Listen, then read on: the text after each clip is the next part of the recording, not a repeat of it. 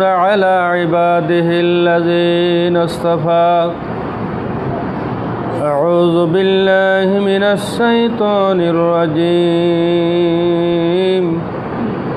بسم الله الرحمن الرحيم قل إنما أدعو ربي ولا أشرك به أحدا وعن معاذ بن جبل رضي الله تعالى عنه قال أوصاني خليلي بعشر كلمات قال لا تشرك بالله فقد قال الله تعالى في شان حبيبه آمرا ومخبرا إن الله وملائكته يصلون على النبي يا أيها الذين آمنوا صلوا عليه وسلموا تسليما اللهم صل على سيدنا مولانا محمد وعلى آل سيدنا مولانا محمد اللهم صل على سيدنا مولانا محمد وعلى آل سيدنا مولانا محمد মুআজ্জাজ হাজরিন, উপস্থিত অত্র মৌলভীপাড়া জামে মসজিদে আগত সকল বয়সের মুসল্লিয়ানি কেরাম, সকলের উদ্দেশ্যে সালাম জানাচ্ছি। আসসালামু আলাইকুম ওয়া রাহমাতুল্লাহি ওয়া বারাকাতুহু। আপনারা সকলে কেমন আছেন? আলহামদুলিল্লাহ, আল্লাহ পাকের শুকরিয়া, আমিও ভালো আছি। দরুদ ও সালাম পেশ করছি আকায়ে নামেদার তাজদার মদিনা জনাবে মুহাম্মদ রাসূলুল্লাহ সাল্লাল্লাহু আলাইহি ওয়াসাল্লামের উপর। সম্মানিত হাজিরিন, আজ 15 আগস্ট 2025 ইংরেজি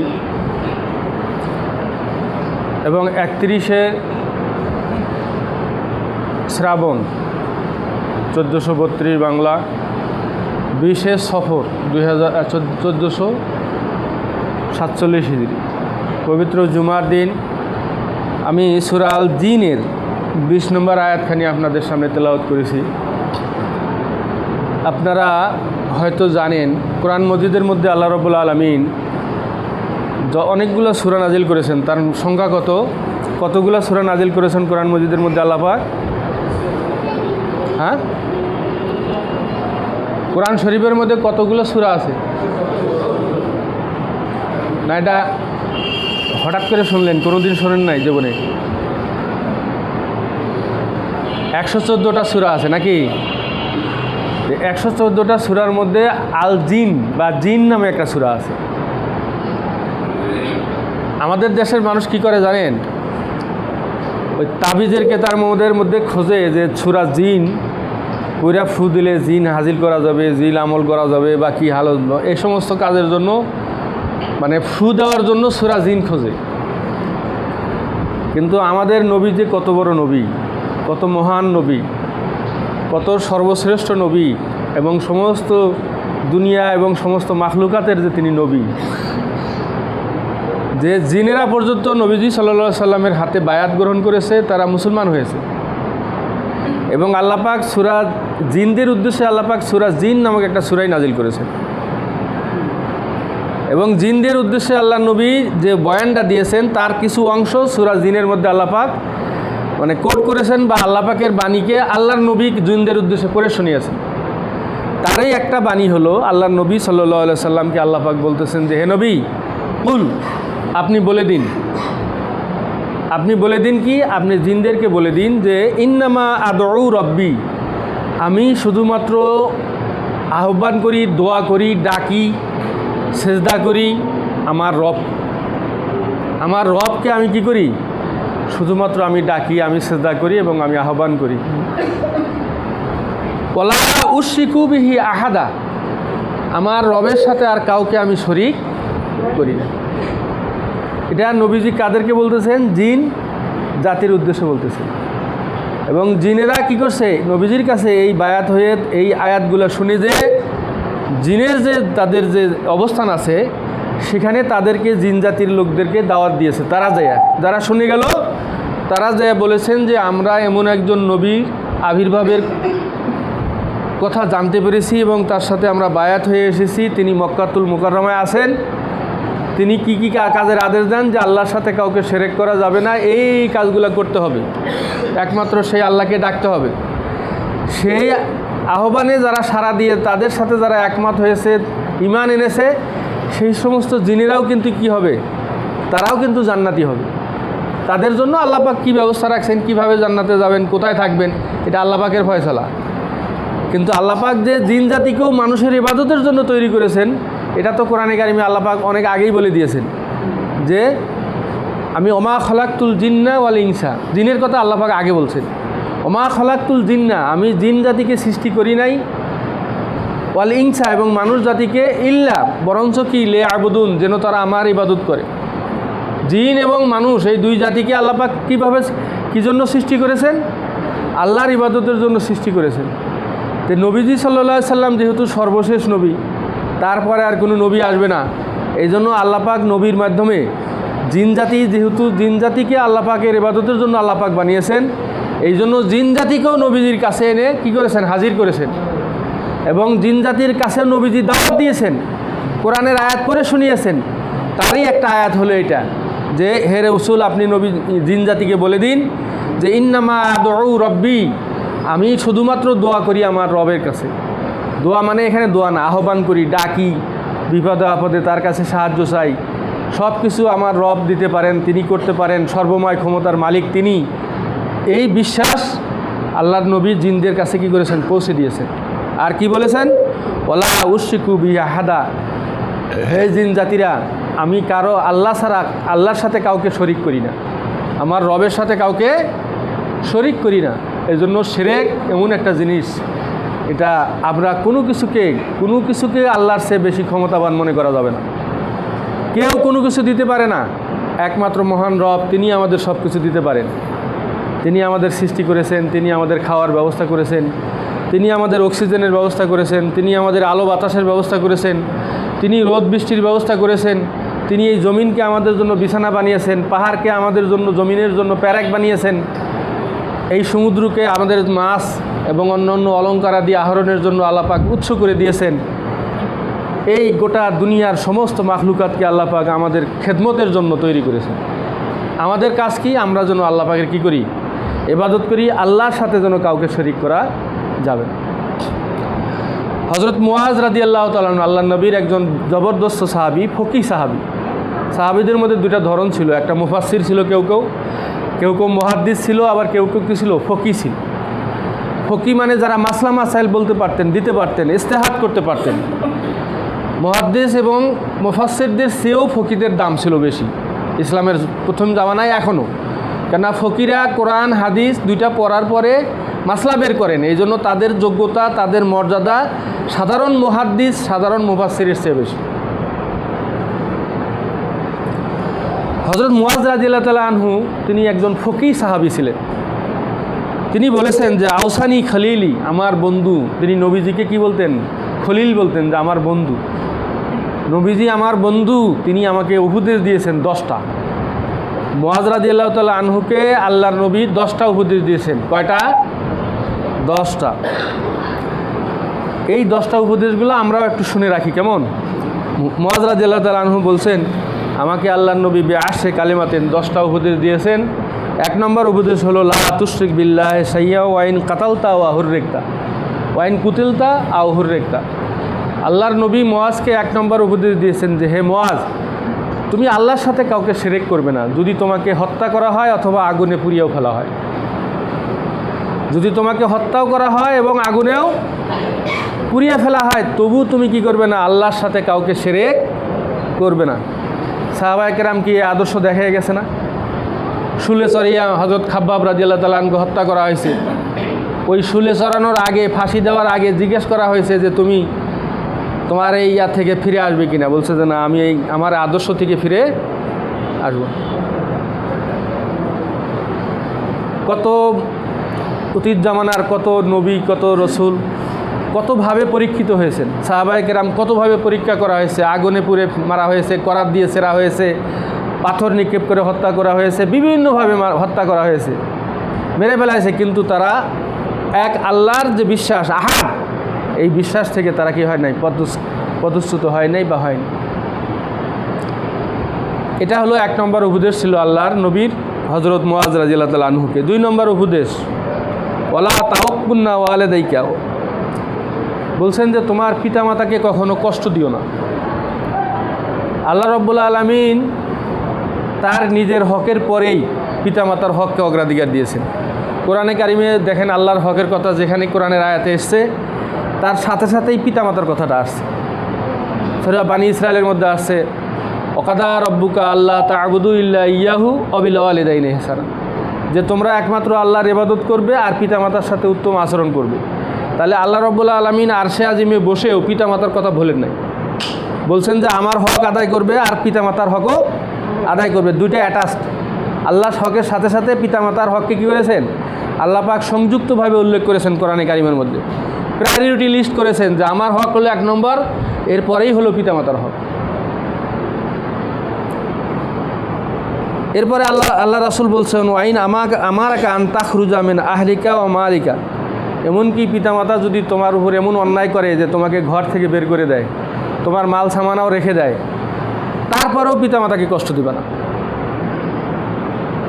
যদিও এরকম করলে পিতামাতা আলাদাভাবে অপরাধী হবে, শাস্তি পাবে আল্লাহর কাছে, কিন্তু সেই শাস্তি পিতামাতা পাবে, এটা সন্তান বিচার করার জন্য দায়িত্ব নাই তার, এটা তার দায়িত্ব না। তার দায়িত্ব হলো সর্ব অবস্থায় পিতামাতার সাথে কী করবে, সে ভালো ব্যবহার করবে, পিতামাতাকে কষ্ট দিবে না। পিতামাতা যদি বেআইনসাফি করে, এজন্য কী হবে, সে আল্লাহর কাছে আলাদাভাবে বিচারের সম্মুখীন হবে। 3 নম্বর উপদেশ দিয়েছেন আল্লাহর নবী, ওয়ালা তাতরুকনা সালাতান মাকতুবাতান মুতাআম্মিদান ফাকাত বারিয়াত মিন জিম্মাতিল্লাহ, বলছেন যে তোমরা কখনো ফরজ নামাজ কখনো ত্যাগ করবে না। অনেক সময়ের স্বল্পতা হয়, সুন্নত পড়তে পারতেছেন না, নফল পড়তে পারতেছেন না, ঠিক আছে, কিন্তু ফরজটা কী করবেন, আদায় করে নেবেন। আল্লাহ রাসূল বলছেন তুমি যখন ফরজ বাদ দিয়ে দাও, তখন আল্লাহ পাক তোমাকে তার জিম্মা থেকে তোমাকে বাদ দিয়ে দেন। আল্লাহ পাক যে তোমার জিম্মাদার, সেই জিম্মা থেকে কি করে দেন, আল্লাহ পাক তোমাকে মুক্ত হয়ে যান, তোমাকে তখন ছেড়ে দেন। আচ্ছা, আল্লাহ পাক যদি কোনো বান্দাকে ছেড়ে দেয় যে তুই যেখানে যা করিস কর, যেমনে থাকিস থাক, ওই বান্দা কি ভালো থাকার সুযোগ আছে? এই জন্য কী করতে হবে, ফরজ নামাজ কখনো বাদ দেওয়া যাবে না। 4 নম্বর, ওয়ালা তাশরিবনা খামরান, বলছেন আল্লাহর নবী বলছেন তোমরা মদ পান করো না। ফাইন্নাহু রাসু কুল্লু ফাহিশাতিন, মদ পানটা হচ্ছে অশ্লীল কাজের গোড়া। এরপরে 5 নম্বর বলছেন ওয়াইয়াকাল মাআসিয়াতা, তোমরা সকল প্রকার গুনার কাজ পরিত্যাগ করবে। 6 নম্বর, সময় কম, আমি এটা সংক্ষিপ্ত করতেছি। 6 নম্বর বলছেন ওয়াইয়াকা ওয়াল ফিরারু মিনাজ জাহাব ওয়াইন হালাকা নাস, যুদ্ধের ময়দান থেকে ভেগে এসো না, পালাইও না। 7 নম্বর ওয়াইজা আসাবান নাসু মাউতুন ওয়া আনতা ফিহিম ফাসবুত, কোনো এলাকায় যদি অনেক মানুষ মারা যাইতেছে বা কোনো মহামারী দেখা দিছে আর তুমিও ওখানে আসো, তাই তুমি ওখান থেকে পালিয়ে যেও না। ও আনফিক আলা আয়ালিকা মিন তাওলিক, পরিবার পরিজনের জন্য সাধ্যমতো খরচ করো। তোমার আছে অনেক কিন্তু খুব কৃপণতা করো, এটা ঠিক না। আবার নাই বেশি ফুটানি দেখাইতেছো, এটাও ঠিক না। মানে পরিবার পরিজনের জন্য যদি তোমার সাধ্যমতো খরচ করার সুযোগ থাকে, তাহলে কি করো, তাদেরকে ভালো খাওয়াও, ভালো পড়াও, ভালো থাকার ব্যবস্থা করো, এটা নিষেধ নাই। এরপরে 9 নম্বরে বলছেন আল্লাহ রাসূল, ওয়ালা তারফা আনহুম আসাকা আদিবান বা আদাবান, তোমার পরিবারকে শাসন করার যে লাঠি, এটা দূরে সরিয়ে রাখো না। অর্থাৎ পরিবারকে আদর করবেন ঠিক আছে, কিন্তু তাদের শাসনের জন্য একটা লাঠিও বানিয়ে রাখবেন। বাংলা একটা কথা আছে না, মায়ের উপরে বলে ওষুধ নাই, আছে কথাটা? আপনাদের এলাকায় কি বলে? মায়ের উপরে ওষুধ নেই। এই জন্য ছেলে মেয়েকে আদর করবেন সারাদিনই, দেখবেন তারপরেও বাঁকা তারা করতেছে, লাঠি একটা ধরে দুইটা মারেন পিঠ, মানে তাও দেখেন আবার জায়গা মতো সুবিধা মতো ইয়া করেন, দুটা বসান, দেখবেন যে তখন টনটনা হয়ে গেছে। সেই জন্য আল্লাহ রাসূল বলছেন এটা সুন্নত, আগে ইসলাম পালন করবেন, তার হক আদায় করবেন, তার জন্য যা দরকার এটা আগে দিবেন, থাকার ব্যবস্থা করবেন, খাওয়ার ব্যবস্থা করবেন, বিয়ে শাদী লাগলে করিয়ে দিবেন, পড়াশোনা করান লাগলে করাবেন, আদব কায়দা শিখাবেন। এরপরেও যদি কথা না শোনে তাহলে কি করবেন? লাঠি ব্যবহার করবেন শেষে, লাস্টে। আবার কিছুই দিতে পারবেন না, কিন্তু হক আদায় করতে পারবেন না, তখন খালি লাঠি মারলে আবার হবে না। কেন শাসন করার তারই সাজে আদর করেন যিনি। আপনি শাসন তখনই করতে পারবেন যিনি আদর করতে পারেন, যিনি হক আদায় করতে পারেন, তার চাহিদাগুলো পূরণ করতে পারেন, তিনি শাসন করতে পারেন। এরপরে বলা হয়েছে ওয়াকফিহিম ফিল্লাহ। 10 নম্বর হচ্ছে যে তোমরা তোমাদের পরিবারের ব্যাপারে আল্লাহর কাছে ভয় করো। দুইটা সাইড এখানে। একটা সাইড হলো যে তুমি যদি তাদেরকে দিনদার না বানাও, তাদেরকে নামাজি না বানাও, তাদেরকে পরহেজগার না বানাও, তাদেরকে সৎ না বানাও, তাহলে তুমি একা পরকালে জান্নাতে যেতে পারবে না।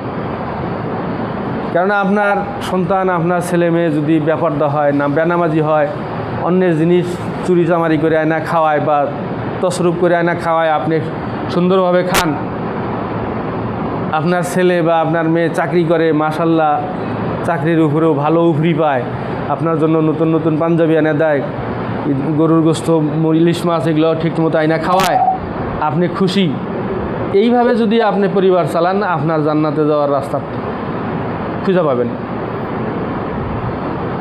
এটা একটা দিক। অর্থাৎ পরিবারের ব্যাপারে ভয় মানে কি? পরিবারকে দিনদার বানাতে হবে, যে তারা নাহক পথে চলতেছে কিনা, বা আল্লাহর পথে চলতেছে না নাহক পথে চলতেছে, এটা দেখতে হবে, এটা মনিটর করতে হবে, অবজার্ভ করতে হবে।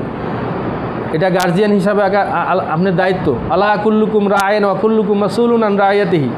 আল্লাহ রাসূল বলছেন তোমরা প্রায় সবাই রাখাল, আর তোমাদের সবাইকে তোমাদের অধীনস্থ সম্পর্কে কি করা হবে? জিজ্ঞাসা করা হবে। তোমরা সবাই দায়িত্বশীল, তোমাদের অধীনস্থদের ব্যাপারে কি করা হবে? তোমাদেরকে জিজ্ঞাসা করা হবে।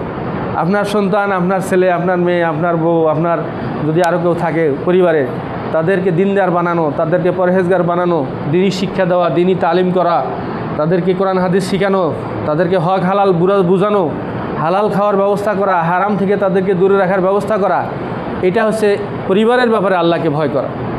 আর একটা হলো কি? পরিবারের সাথে ইনসাফ করতে হবে। যেমন আপনার সহায় সম্পদ আছে, পরিবারকে আপনি যদি ভালো কাপড় চোপড় দিবেন, ভালো থাকার ব্যবস্থা করে দিবেন, খাবারের ভালো মান সম্পন্ন খাবারের ব্যবস্থা করবেন, পাশাপাশি আরও কোনো যদি প্রয়োজনীয় জিনিসের চাহিদা থাকে সেটা এনে দেবেন। কিন্তু বেশি মহব্বত করে কাউকে জমাজমি লিখে দিবেন, এটা করা যাবে না। ছেলেকে ঠকে মেয়েকে লিখে দিবেন, মেয়েকে ঠকে ছেলেকে লিখে দিবেন, এটা করা যাবে না। সম্মানিত ভাইয়েরা, এই যে ওয়াকফিহিম ফিল্লাহ, আল্লাহকে ভয় করতে বলা হয়েছে, এটা এমন একটা জিনিস, এমন একটা চিকিৎসা। এই আল্লাহর ভয় যদি কোনো মানুষের মধ্যে থাকে, তাহলে দুনিয়ায় তার দ্বারা কোনো প্রকার অপরাধী করা সম্ভব না তার দ্বারা। এখন আমরা নিজেরা যদি আল্লাহকে ভয় করি, আমি যদি সংশোধিত হই, আমি যদি ভালো থাকি, আমি যদি আমার পরকাল নিয়ে চিন্তা করি, আমি পরকালে আমাকেই বাঁচতে হবে, এই ধারণাটা যদি আমার থাকে, তাহলে কিন্তু আমার দ্বারা কোনো মানুষের ক্ষতি হবে না। অন্য মানুষ যদি আমার ক্ষতি করার চেষ্টাও করে, আমার দ্বারা কি হবে না? কোনো মানুষের ক্ষতি হবে না। কি জন্য? যে আমার কবরে তো অন্য মানুষ যাবে না, আমার কবরে তো আমাকে যেতে হবে। যে আমার উপরে জুলুম করতেছে, যে আমার উপরে মাতবারি করতেছে, বা যে আমার উপর অন্যায়ভাবে আমার হক নষ্ট করতেছে, সে পরকালীন জীবনে কী হবে? সে জবাব দিতে হবে। কিন্তু এই জন্য আমি তার হক নষ্ট করতে পারি না, তার উপর জুলুম করতে পারি না। কেননা আমার কবরে আমাকে ভালো থাকার চিন্তাটা আমাকে ভালো করে করতে হবে। দুনিয়া আমরা কত মানুষকে মহব্বত করি, আমাদের পরিবার পরিজনদেরকে মহব্বত করি। এই গভীর রাতে বলেন তো আপনার স্ত্রীকে বা আপনার ছেলেকে বা একে, যে একটু রাত গভীর হলে, অন্ধকার হলে আপনার কবরটা একটু জিয়ারত করার জন্য আন্ধারের মধ্যে যায় নাকি? মরার পরে আপনি হয়ে যাবেন ভূত।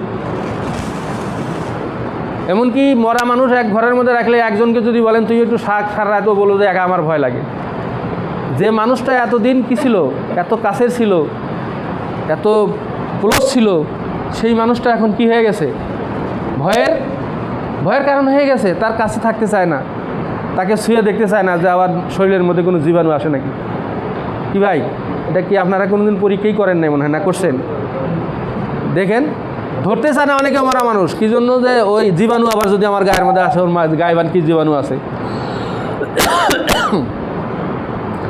এই জন্য খালি ওয়াজ নসিহত শুনলে হবে না, একটু মাঝে মাঝে চোখটা বন্ধ করেন। আমাদের পীর মাশায়েখরা মাঝে মাঝে বলে না মোরাকাবা করতে হবে, দরকার আছে। কিন্তু আসলে আমাদের ইসলামটা বিভিন্নভাবে ভাগ হয়ে গেছে, তো পীর সাহেবদের মোরাকাবারও দরকার আছে, তবলিগের দাওয়াতেরও দরকার আছে, জামাতের আবার ইসলামী আন্দোলন যেটা জেহাদ সেটাও দরকার আছে, আবার মাদ্রাসা মক্তব পড়ানো যেটা তালিম তরবিয়াত বা লেখাপড়া শেখার কোতাবি এলেম এটাও দরকার আছে। সবগুলো মিলিয়ে কিন্তু ইসলাম। পীর সাহেবরা যে বলেন যে তুমি মোরাকাবা করো, মোরাকাবা মানে বোঝেন, চোখটা বন্ধ করে একটু চিন্তা করেন আপনার ডানে কি, বামে কি, আপনার পিছনে কি, সামনে কি। আপনি যদি কবরে এখন শুয়ে থাকেন তাহলে আপনার অবস্থানটা কী। আপনি কবরে যাওয়ার পরে মনে করেন এই দুনিয়ায় সমস্ত দুনিয়াটা গোলাপ ফুলের বাগান হয়ে গেছে, আপনার কোনো লাভ আছে? আপনি মরে যাওয়ার পরে এই দুনিয়ার সমস্ত সমুদ্রগুলো আরসিগুলো হয়ে গেছে, পেপসি পানি, মানে একবারে সব মিষ্টি পানি হয়ে গেছে, মনে করেন আপনার কোনো লাভ আছে? তাহলে আপনার লাভ কোন পর্যন্ত চিন্তা করতে হবে। আপনার লাভটা কোন পর্যন্ত? আপনি মারা যাওয়ার পরে একবারে দেখবেন যে মৌলভীপাড়ায় পুরাটার মধ্যে সব বাসায় বাসায় 5 তলা বিল্ডিং হয়ে গেছে, মনে করেন আপনি মারা যাওয়ার পরে আপনার কি লাভ? আসলে কোন লাভ আছে? তাহলে আপনাকে চিন্তা করতে হবে আপনার দৌড় কোন পর্যন্ত, আপনার নিঃশ্বাসটা কোন পর্যন্ত, এই পর্যন্ত আপনি কি করলেন। এরপরে আপনি কবরে শুয়ে থাকবেন যে আপনি কি নিয়ে শুয়ে থাকবেন। এই চিন্তাটা যদি আপনি চোখ বন্ধ করে প্রতিদিন একটু করেন, আধা ঘন্টা, 10 মিনিট, 15 মিনিট, আধা ঘন্টা করে একটু চিন্তা করেন, সকালে ওইটা কি আপনি আরেকজনের আইল ঠেলতে পারবেন? সকালে ওইটা কি আপনি আরেকজনের রাস্তা বন্ধ করতে পারবেন? সকালে উঠে কি আপনি আরেকজনের অন্য কোনো ক্ষতি করার চিন্তা করতে পারবেন? এজন্য মোরাকাবা করবেন, চোখ বন্ধ করে একটু ভাইবা দেখবেন যে আপনি কবরের বাসিন্দা। কবরে শুয়ে থাকলে আপনার কে খোঁজ নেয়, আপনার কবরটা জিয়ারত করার জন্য কে আসে, এই চিন্তাটা একটু করেন। অনেক দেখবেন সংশোধন হয়ে গেছে নিজেরাই, সমাজও দেখবেন অনেক সুন্দর হয়ে গেছে, এত ওয়াজ নসিহত লাগবে না। আল্লাহ পাক আমাদের সঠিক জিনিসটা বোঝার তৌফিক দান করুন, আমিন। যারা সুন্নাত পড়েননি পড়েনি।